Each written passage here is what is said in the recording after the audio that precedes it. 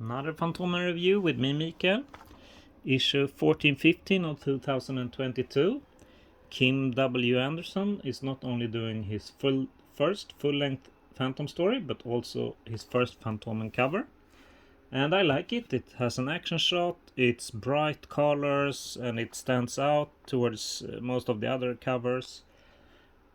After I read a bit on social media, though, someone pointed out that the proportion of the head is a bit weird, and now that someone mentioned it, maybe it does. But yeah, my first impression was that I really enjoyed it, and yeah, I think the colors and everything is good.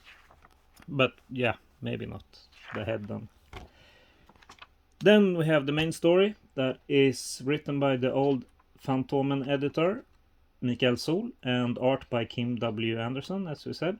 Phantom comes back to Sweden, to Almedalen on Gotland, the biggest Swedish island, and every election year, this year is election year, all the big political parties have their talks in Almedalen, and yeah, Phantom and Dar from the Eastern Dark, or Duck, is there, and he is planning on having a casino open up in Sweden.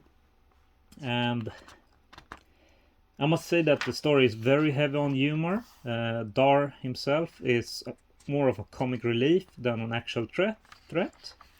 And I think this divides the opinion of many fans. Myself, I enjoy it, but I wouldn't want all the stories to be this lighthearted. I think the art is great, and I think it's funny.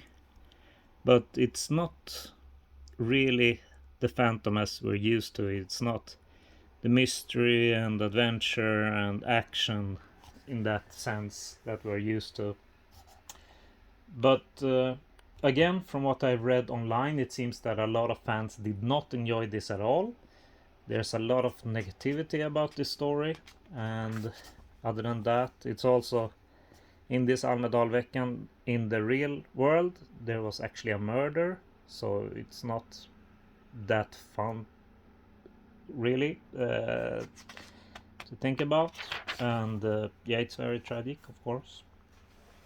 But back to the Phantoms comic.